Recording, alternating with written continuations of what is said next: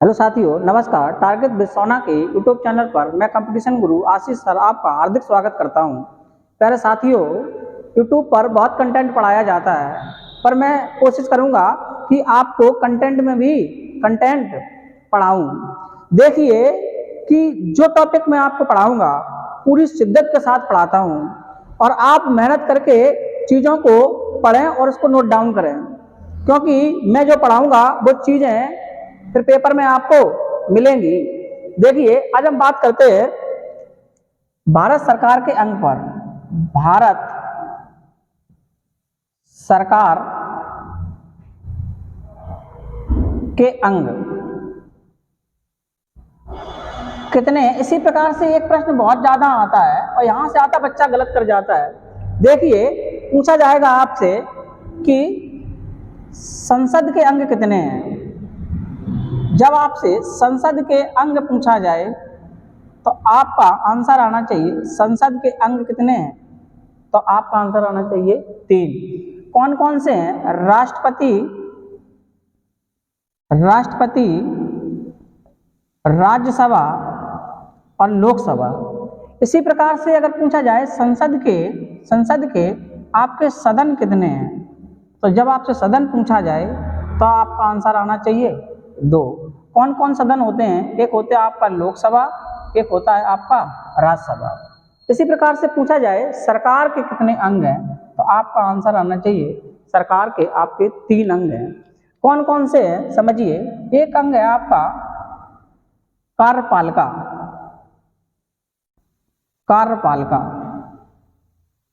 एक है आपकी विधायिका,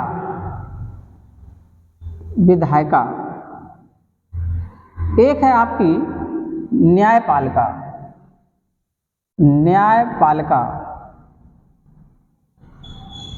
देखिए, जो आपकी कार्यपालिका है इसमें आपको पढ़ना पड़ता है, इसमें मौजूद राष्ट्रपति,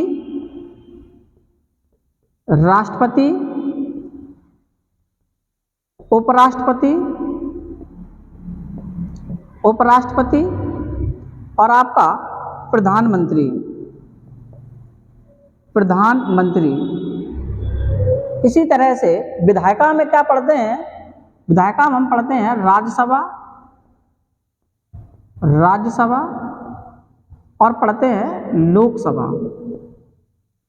लोकसभा। इसी प्रकार से न्यायपालिका में हम लोग पढ़ते हैं उच्चतम न्यायालय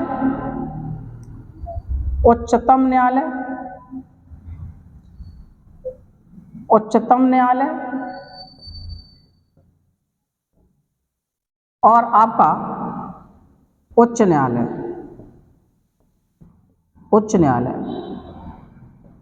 एक प्रश्न और आपसे पूछा जाता है, अगर वो इस तरीके से प्रश्न लिखा हो, आपसे कहा जाए कि सरकार का चौथा स्तंभ क्या होता है?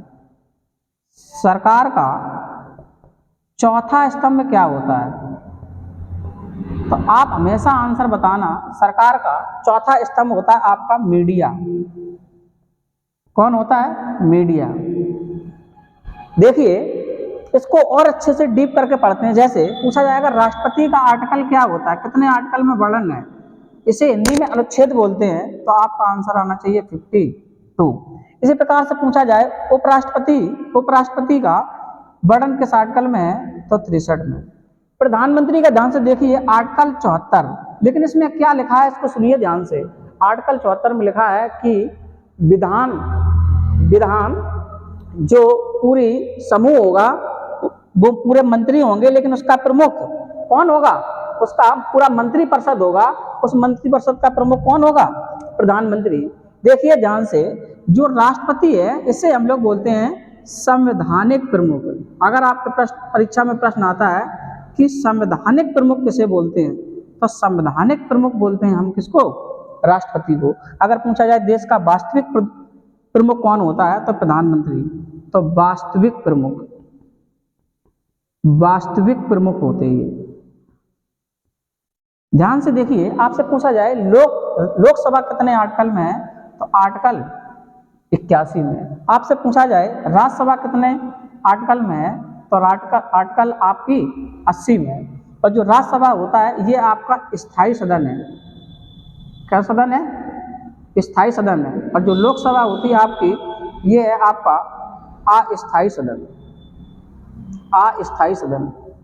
इसी प्रकार से आपसे पूछा जाए कि जो उच्चतम न्यायालय होता है इसी को हम लोग बोलते हैं सुप्रीम कोर्ट, और ये कहाँ पर है? दिल्ली में।